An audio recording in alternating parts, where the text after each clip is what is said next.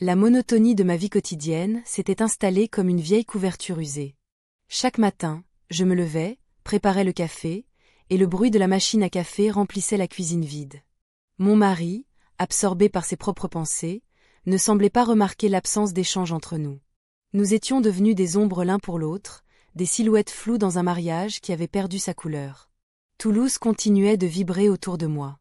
Les marchés regorgeaient de couleurs éclatantes et de senteurs enivrantes. Je me perdais souvent dans les allées du marché Victor Hugo, admirant les étals de fruits et légumes frais.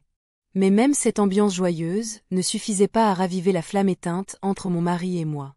Les conversations étaient devenues superficielles, limitées aux banalités du quotidien. Un jour, en rangeant des vieux souvenirs dans le grenier, je tombai sur une lettre oubliée d'un ancien amour. L'écriture fluide et passionnée me transporta des années en arrière, à une époque où chaque mot résonnait avec une intensité que j'avais oubliée. En la relisant, un sentiment de mélancolie m'envahit. Pourquoi cette correspondance avait-elle été mise de côté? C'est alors que je reçus un message inattendu. Mon beau-fils revenait en ville après plusieurs années d'absence. Son retour suscita en moi une curiosité mêlée d'appréhension. Je n'avais jamais eu l'occasion de le connaître vraiment. Il était parti si jeune pour poursuivre ses études à l'étranger. La perspective de le revoir me troublait plus que je ne voulais l'admettre. Lorsqu'il franchit la porte, une vague d'émotion m'envahit. Il était devenu un homme charmant, sûr de lui. Ses yeux brillaient d'une lumière que je n'avais jamais remarquée auparavant. Nous échangions quelques mots polis au début, mais rapidement, nos discussions devinrent plus profondes et personnelles. Il parlait de ses voyages et de ses expériences vécues loin d'ici. Un soir, nous décidâmes d'aller prendre un verre dans un bar du quartier historique. La lumière tamisée créait une ambiance chaleureuse, tandis que la musique douce flottait dans l'air. Au fur et à mesure que les verres se vidaient, la tension entre nous se faisait palpable. Nos rires résonnaient comme des échos familiers dans cet espace clos. Je ne savais pas comment cela avait pu arriver si vite. Un regard échangé et tout semblait changer autour de nous. Nos mains se frôlèrent accidentellement sur la table, provoquant une décharge électrique inattendue qui fit battre mon cœur plus vite. Ce moment fugace me força à réfléchir à ce que je ressentais pour lui. Alors que je rentrais chez moi ce soir-là, les pensées tourbillonnaient dans ma tête comme les lumières scintillantes du Festival des Lanternes qui illuminaient la ville cette saison-là. Je me suis demandé si je connaissais vraiment mon beau-fils ou si je voyais simplement ce que j'avais toujours désiré chez quelqu'un d'autre, une connexion authentique. Le retour chez moi fut lourd de sens. Chaque pas semblait peser sur mes épaules déjà fatiguées par le poids du silence entre mon mari et moi. J'étais partagée entre la loyauté envers ma famille et cette nouvelle attraction qui s'éveillait en moi comme une fleur éclose au printemps. Je me suis arrêtée devant le miroir du couloir avant d'entrer dans ma chambre vide. Qui étais-je devenue? Cette question résonnait encore lorsque je fermais les yeux pour dormir cette nuit-là, laissant place à des rêves confus où se mêlaient souvenirs passés et désirs inavoués. Les jours qui ont suivi ce retour étaient marqués par une tension palpable. Chaque fois que je croisais le regard de mon beau-fils, un frisson parcourait mon échine. C'était comme si un fil invisible nous reliait, tissant doucement une complicité que je n'avais jamais anticipée. Lors d'un festival local, alors que les lanternes illuminaient la nuit toulousaine, nos regards se sont accrochés. J'ai senti mon cœur s'accélérer. L'atmosphère était festive, mais j'étais perdue dans mes pensées. La musique flottait autour de nous, mélodie douce qui contrastait avec le tumulte intérieur que je ressentais. Je me suis approchée de lui, attirée par cette aura qui semblait l'entourer. Il m'a souri, et ce simple geste a suffi à raviver des émotions enfouies depuis trop longtemps. « Tu viens souvent ici ?» ai-je lancé, ma voix tremblante trahissant l'angoisse qui m'habitait. « Pas vraiment, mais j'aime l'ambiance », a-t-il répondu en scrutant les lumières dansantes au-dessus de nous. Nous avons continué à discuter, échappant aux regards curieux des autres. Chaque mot échangé semblait charger l'air autour de nous d'une intensité nouvelle. Cette soirée-là s'est étendue comme un rêve éveillé. Tout semblait possible et rien n'était interdit.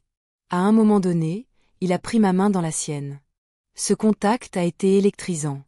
La culpabilité m'a frappé comme une vague glaciale, mais je ne pouvais pas me résoudre à le repousser. Nous avons échangé un regard chargé de promesses silencieuses avant qu'il ne se penche légèrement vers moi. C'est alors que nos lèvres se sont rencontrées. La douceur du moment était troublante et magnifique à la fois. J'ai ressenti une vague de chaleur m'envahir, effaçant en un instant mes doutes et mes peurs. Mais cette étreinte volée était teintée d'une conscience aiguë des conséquences possibles. Après ce baiser inattendu, j'ai reculé d'un pas, le souffle court.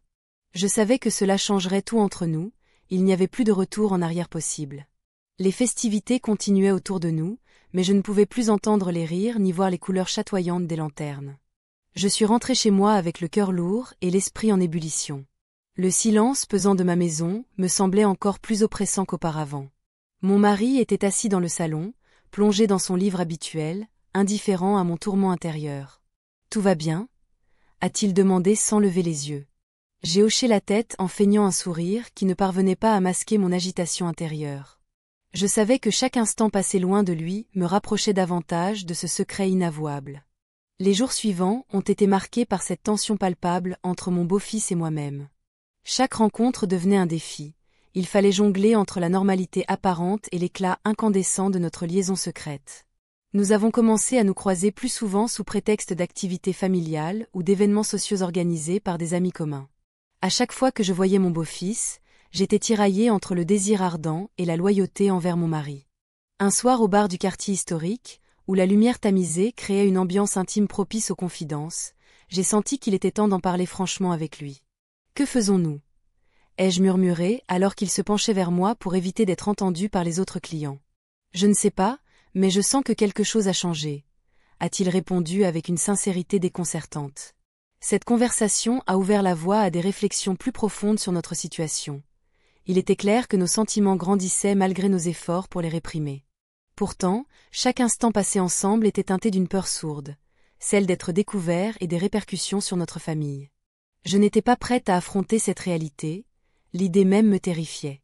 Pourtant, plus je tentais de fuir cette attraction grandissante envers lui, plus elle devenait inévitable. Les jours suivants furent marqués par une tension palpable. Chaque regard échangé avec lui, chaque sourire furtif, me rappelait ce baiser volé qui avait tout bouleversé. Je n'arrivais pas à me défaire de cette sensation d'adrénaline mêlée à la culpabilité.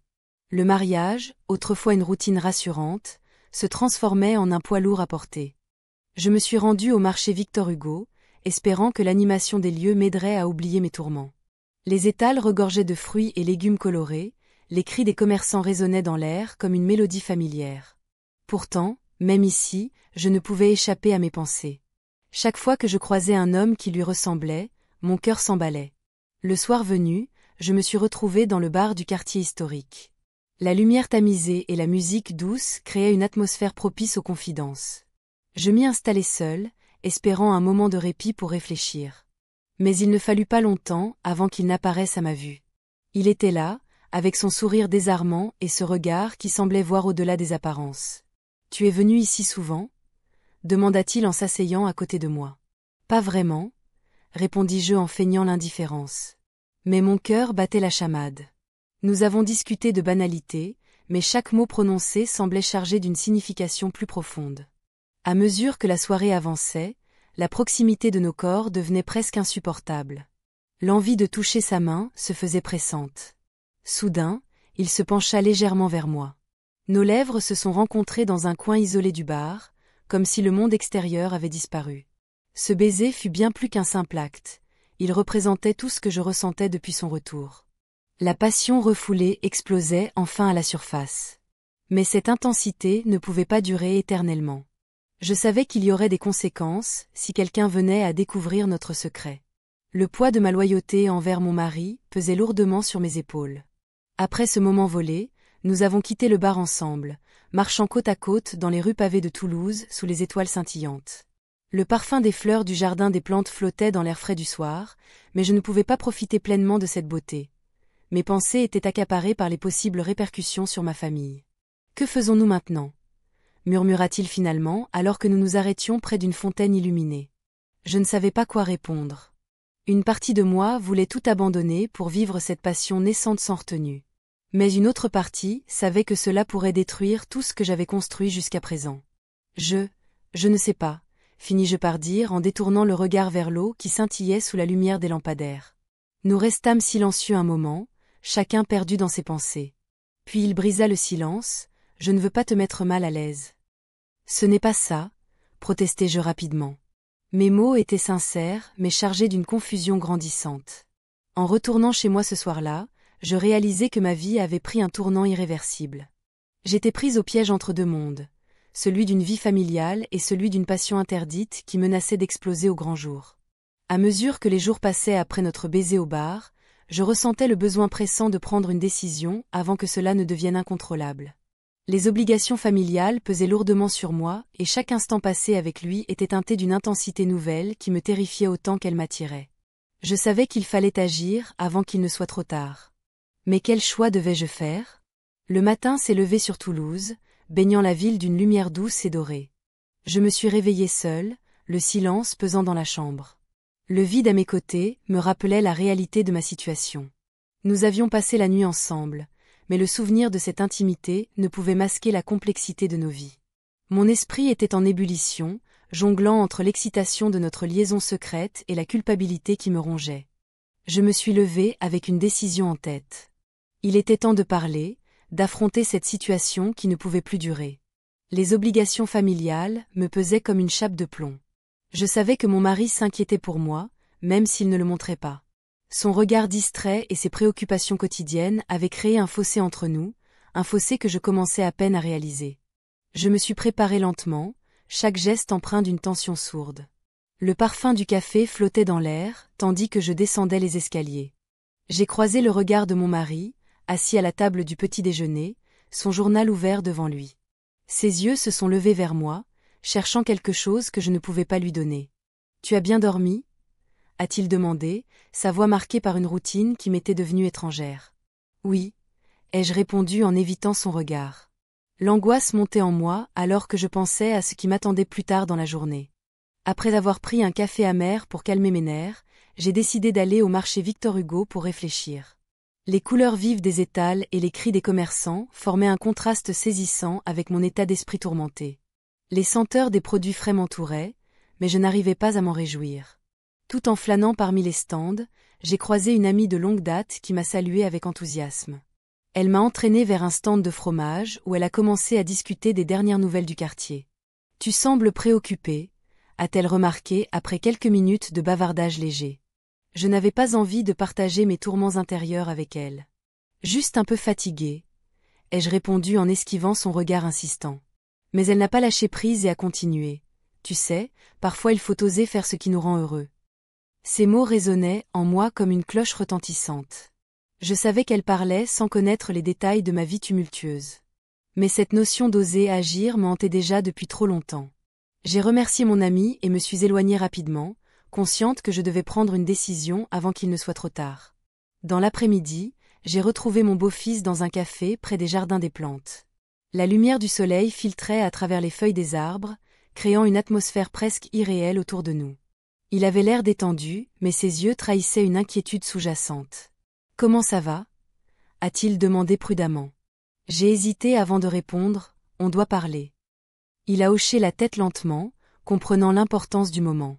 Nous avons échangé quelques banalités avant que je ne prenne une grande inspiration pour aborder le sujet délicat qui nous liait désormais. Je pense que nous devons réfléchir à ce que nous faisons, ai-je déclaré enfin, ma voix tremblante d'émotion contenue. Il a froncé les sourcils et a murmuré, « Oui, mais c'est compliqué. » La tension dans l'air était palpable alors que nos regards se croisaient intensément. Chaque seconde semblait se dilater alors que nous réalisions tout de l'ampleur des conséquences potentielles sur nos vies respectives. Alors que je m'apprêtais à poursuivre ma réflexion sur notre avenir incertain ensemble, un bruit soudain au café a attiré notre attention. Un groupe d'hommes est entré brusquement, riant bruyamment et faisant irruption dans notre bulle fragile. Mon cœur s'est emballé alors qu'un sentiment d'urgence m'envahissait. Il était temps d'agir avant qu'il ne soit trop tard pour tous deux. L'atmosphère du café, d'habitude si réconfortante, était devenue lourde de tension. Les rires des hommes résonnaient comme un rappel brutal de la réalité qui nous entourait. Je me suis tournée vers lui, cherchant une lueur de compréhension dans ses yeux. Ce moment partagé, bien qu'éphémère, était devenu précieux. Pourtant, l'angoisse m'envahissait à l'idée que notre secret puisse être découvert. « Nous devrions partir d'ici », ai-je murmuré, ma voix à peine audible au-dessus des éclats de rire.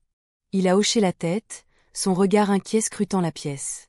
Nous avons quitté le café en vitesse, nos cœurs battant à l'unisson alors que nous traversions les ruelles animées de Toulouse. Le marché Victor Hugo était en pleine effervescence. Les étals regorgeaient de couleurs vives et d'arômes alléchants. Mais rien ne pouvait apaiser le tumulte dans mon esprit. Chaque visage que je croisais semblait porter un jugement silencieux sur notre liaison secrète. La culpabilité me rongeait tandis que je me perdais dans mes pensées. Et si quelqu'un nous voyait? Ai-je demandé en scrutant les visages autour de nous. Il a pris ma main dans la sienne, un geste simple mais chargé de signification. Nous serons prudents, a-t-il répondu d'une voix calme, mais je pouvais percevoir une pointe d'incertitude derrière ces mots. Alors que nous flânions entre les étals de fruits et légumes frais, une nouvelle inattendue est venue frapper à ma porte. Il avait reçu une offre d'emploi à l'étranger. Mon cœur s'est arrêté un instant. Partir signifiait mettre fin à notre relation naissante avant même qu'elle n'ait vraiment commencé. C'est une belle opportunité, ai-je dit en essayant de masquer mon désespoir. Mais mes mots sonnaient faux même à mes propres oreilles. Je ne sais pas quoi faire, a-t-il avoué, son regard se perdant dans le vide. L'idée qu'il puisse partir me terrifiait. Une partie de moi voulait qu'il saisisse cette chance pour se construire une vie loin des complications familiales qui l'entouraient, mais une autre partie souhaitait désespérément qu'il reste près de moi. Nous avons continué à marcher sans but précis, chacun plongé dans ses pensées tumultueuses. Les sons du marché se mêlaient aux battements rapides de mon cœur. L'angoisse montait en moi alors que je réalisais que notre temps ensemble était compté. Tu devrais accepter, ai-je finalement lâché, bien que chaque mot pesât lourdement sur ma conscience. Il serait peut-être mieux pour toi, pour nous deux. Il s'est arrêté brusquement et m'a regardé avec intensité. Et toi? Que feras-tu si je pars? Sa question m'a frappé comme une cloche retentissante dans le silence qui suivit. Je n'avais pas de réponse immédiate, juste un vide immense qui menaçait d'engloutir tout ce que j'avais construit jusqu'ici. Un mariage sans passion et maintenant une connexion inattendue qui me consumait lentement mais sûrement. Nous avons décidé de nous retrouver plus tard au bar du quartier historique pour parler plus librement loin des regards indiscrets du marché. La lumière tamisée du lieu promettait un refuge temporaire contre le monde extérieur et ses jugements. Dans le bar, la musique douce créait une ambiance propice aux confidences et aux révélations cachées. Je me suis installée à notre table habituelle et j'ai attendu avec impatience sa venue tout en ressentant l'angoisse grandissante liée à son avenir incertain. Quand il est arrivé, son expression trahissait l'hésitation qui l'habitait depuis notre rencontre au marché. « J'ai besoin de savoir ce que tu ressens vraiment », a-t-il commencé sans détour. Les mots étaient là sur le bout de ma langue, mais ils semblaient se dérober sous le poids des conséquences potentielles de leur prononciation. J'étais tiraillée entre mon désir ardent pour lui et la loyauté envers mon mari qui restait silencieux sur les vérités non dites entre nous deux. Alors que la nuit avançait et que les verres se vidaient lentement devant nous, je savais qu'une décision devait être prise avant qu'il ne soit trop tard pour tous les deux. La tension dans l'air était palpable alors que je me tenais face à lui, mon beau-fils, dans le petit café du marché Victor Hugo. Les couleurs vives des étals de fruits et légumes autour de nous semblaient en décalage avec l'angoisse qui m'étreignait. Mon mari avait proposé un nouveau départ pour notre couple, une idée qui, en surface, semblait pleine d'espoir. Mais au fond de moi, je savais que cela compliquait encore plus ma situation. « Que penses-tu de tout ça ?» me demanda-t-il, son regard cherchant le mien avec une intensité que je ne pouvais ignorer. Je détournai les yeux, incapable de répondre sans trahir mes véritables sentiments. La culpabilité s'installait lentement, comme une ombre menaçante sur ma conscience. Les souvenirs de nos moments ensemble revenaient en boucle. Les éclats de rire échangés au Festival des Lanternes, la douceur des mots murmurés dans l'obscurité du bar du quartier historique. Chaque instant partagé devenait un fil qui tissait une connexion entre nous, mais également un poids sur mes épaules. Je ne sais pas quoi dire, finis-je par murmurer, la voix tremblante.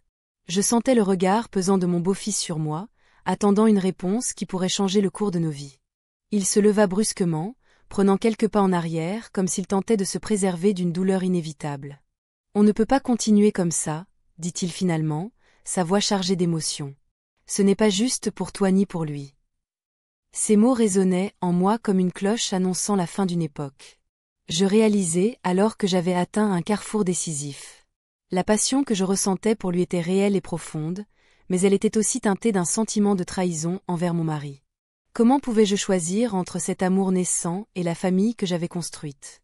Le dilemme me rongeait. Nous décidâmes d'aller nous promener dans les jardins des plantes pour tenter de clarifier nos pensées. L'air frais du printemps était rempli du parfum des fleurs en pleine floraison, mais cela ne suffisait pas à apaiser mon esprit tourmenté. Chaque pas semblait peser lourd sur ma conscience. Et si, commençai-je à dire avant qu'il ne m'interrompe. Si nous étions honnêtes avec nous-mêmes, proposa-t-il doucement. Sa question flottait dans l'air entre nous comme une promesse non tenue. Le soleil déclinait lentement à l'horizon alors que nous marchions côte à côte, perdus dans nos réflexions respectives. Je savais qu'il avait raison, la vérité devait éclater au grand jour, mais j'avais peur des conséquences qui suivraient inévitablement cette révélation. Nous atteignîmes un banc isolé sous un vieux chêne majestueux et je pris place à ses côtés. Le silence s'installa entre nous pendant quelques instants avant qu'il ne prenne la parole à nouveau. « Je suis prêt à tout affronter si cela signifie être avec toi », avoua-t-il enfin, son regard brûlant d'intensité. Mes battements de cœur s'accélérèrent face à cette déclaration audacieuse. Mais alors qu'un frisson d'excitation parcourut mon corps, la réalité m'assena un coup dur. Il y avait encore tant d'obstacles devant nous. Mon mariage était une chaîne invisible mais solide qui me retenait prisonnière d'une vie sans passion. Au même moment où je commençais à envisager cette nouvelle possibilité avec lui, mon téléphone vibra dans ma poche. Un message inattendu du mari apparut sur l'écran, « J'ai besoin de te parler ce soir ». Mon cœur se serra alors que je réalisais que chaque choix avait désormais des implications bien plus graves qu'auparavant. Le choix entre amour et famille devenait inévitable et terrifiant à la fois.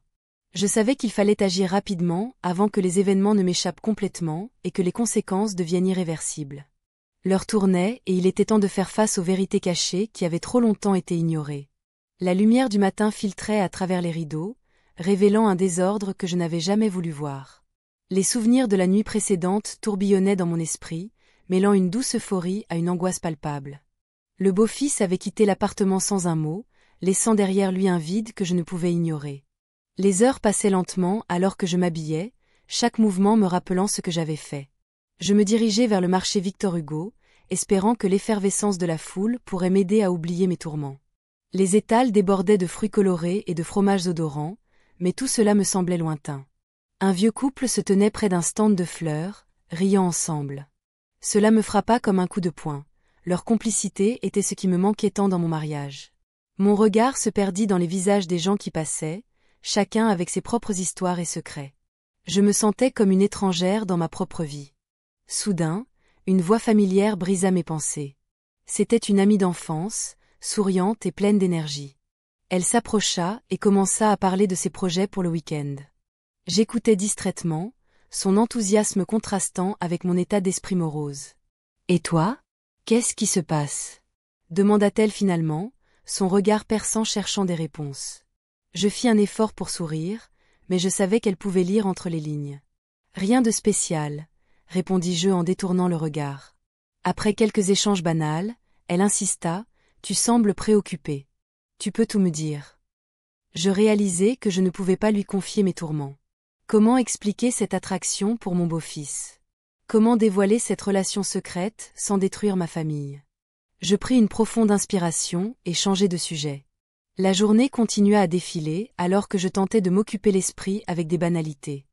Mais chaque coin de rue semblait rappeler ce que j'avais fait et ce qui était en jeu. Je rentrai chez moi tard dans l'après-midi, le cœur lourd. Le mari était déjà là, assis à la table du salon avec un verre de vin à la main. Il leva les yeux vers moi et sourit faiblement avant de retourner à son livre. Ce geste banal me frappa, il ne savait rien des tempêtes qui faisaient rage en moi. « Comment s'est passée ta journée ?» demanda-t-il sans vraiment s'intéresser à ma réponse. Je murmurai quelque chose d'inintéressant avant d'aller dans la cuisine préparer un dîner simple. Chaque geste devenait mécanique alors que mes pensées dérivaient vers lui, le beau-fils qui avait bouleversé ma vie en si peu de temps. Plus tard dans la soirée, alors que je rangeais la vaisselle, le téléphone sonna brusquement sur la table. Mon cœur fit un bond en voyant son nom s'afficher sur l'écran. Je pris une profonde respiration avant de répondre. « Allô ? » « C'est moi, » dit-il simplement, sa voix rauque résonnant dans le silence.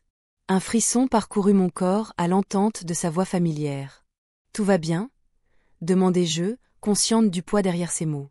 Il hésita avant de répondre « J'ai besoin de te voir. Maintenant. » Les battements de mon cœur s'accélérèrent, tandis que je pesais mes options. La peur et l'excitation se mêlaient en moi comme deux forces opposées prêtes à exploser. « D'accord, » dis-je finalement avec une détermination soudaine. Je raccrochai et me préparai rapidement avant qu'il n'arrive chez nous. Chaque minute semblait durer une éternité alors que j'attendais son arrivée avec impatience et anxiété. Lorsque la porte s'ouvrit enfin, il entra avec une intensité palpable dans ses yeux sombres. Il n'y avait pas besoin de mots, tout était dit dans ce regard partagé chargé d'émotions inavouées. « Nous devons parler », déclara-t-il sans détourner les yeux des miens. Je savais qu'il n'y aurait pas d'échappatoire cette fois-ci, Nous étions au bord du précipice et il était temps d'affronter les conséquences de nos choix. Je restais silencieuse, le regard plongé dans celui de mon beau-fils. La tension était palpable, un mélange d'angoisse et d'anticipation. Les mots restaient coincés dans ma gorge, mais je savais que le moment était venu de clarifier notre situation. « Que allons-nous faire » demanda-t-il finalement, sa voix empreinte d'une vulnérabilité que je n'avais jamais remarquée auparavant. Cela me frappa comme un coup de tonnerre. Nous avions franchi une ligne invisible, et il n'y avait plus de retour en arrière. Je me levai lentement, mes pensées tourbillonnant comme les feuilles emportées par le vent du printemps toulousain. Je me souvins des jours passés à errer dans les jardins des plantes, à admirer la beauté éphémère des fleurs. Chaque instant passé avec lui avait été une échappatoire à ma réalité morose, mais maintenant, cet échappatoire se transformait en piège. « Je ne peux pas continuer ainsi », murmurai-je, bien que mon cœur battait la chamade à l'idée de prendre une décision. Sa présence m'avait apporté une lumière inattendue dans ma vie sombre, mais cela ne pouvait pas être sans conséquence. Il s'approcha un peu plus près, son regard intense me scrutant comme s'il cherchait une réponse en moi. « Et si nous prenions un risque » proposa-t-il doucement. Cette suggestion résonna en moi comme un appel à l'aventure, mais je savais que cela signifiait aussi briser des liens sacrés. À ce moment-là, je me rappelai la lettre oubliée d'un ancien amour que j'avais découverte quelques semaines plus tôt. Elle avait ravivé des souvenirs enfouis et m'avait fait réfléchir sur ce que je voulais vraiment dans ma vie. Mais pouvais-je vraiment sacrifier ma famille pour une passion fugace ? Le bruit du marché Victor Hugo résonnait encore dans mes oreilles, les cris des commerçants, les rires des enfants courant après les pigeons. Tout cela semblait si loin maintenant. Je réalisais que chaque choix aurait des répercussions non seulement sur moi-même, mais sur tous ceux qui m'entouraient. « Je dois réfléchir », dis-je enfin, bien que je savais au fond de moi qu'il n'y avait pas de temps pour cela. Les jours passaient et l'urgence grandissait avec chaque rencontre secrète. Je sortis du café où nous nous étions retrouvés et marchai sans but dans les rues pavées de Toulouse. Chaque coin de rue semblait chargé d'histoires inachevées et de promesses non tenues. Le festival des lanternes approchait à grands pas, je pouvais presque sentir l'excitation dans l'air. Le soir même, alors que je rentrais chez moi, mon mari m'accueillit avec un sourire chaleureux qui me fit mal au cœur. Il était si dévoué et aimant malgré notre distance émotionnelle croissante. Je réalisais alors qu'il méritait mieux que mes hésitations et mes secrets. Mais l'image de mon beau-fils hantait mes pensées. Chaque regard échangé lors de nos rencontres furtives résonnait comme une mélodie douce amère dans mon esprit. Les jours suivants furent marqués par une tension insupportable entre nous trois. Mon mari commença à poser des questions sur mes absences fréquentes et mes silences prolongés. J'évitais son regard chaque fois qu'il tentait d'approcher le sujet délicat qui pesait sur nos vies. Une nuit, alors que je contemplais le ciel étoilé depuis la fenêtre de ma chambre, je reçus un message inattendu, j'ai pris une décision. Mon cœur s'emballa en lisant ces mots simples mais lourds de sens. Je savais qu'une réponse devait venir rapidement, il ne pouvait pas rester indéfini entre deux mondes aussi opposés que le mien et le sien. La prochaine rencontre serait déterminante pour tous les trois. Le lendemain matin, j'affrontai mon mari avec une sincérité désarmante qui m'effraya autant qu'elle me libéra, nous devons parler sérieusement. Ses yeux se plissèrent sous le poids d'une inquiétude soudaine, alors qu'il comprenait la gravité de la situation. Je réalisai alors qu'un choix devait être fait, il n'y avait plus moyen d'échapper à cette vérité éclatante qui menaçait de bouleverser nos vies à jamais.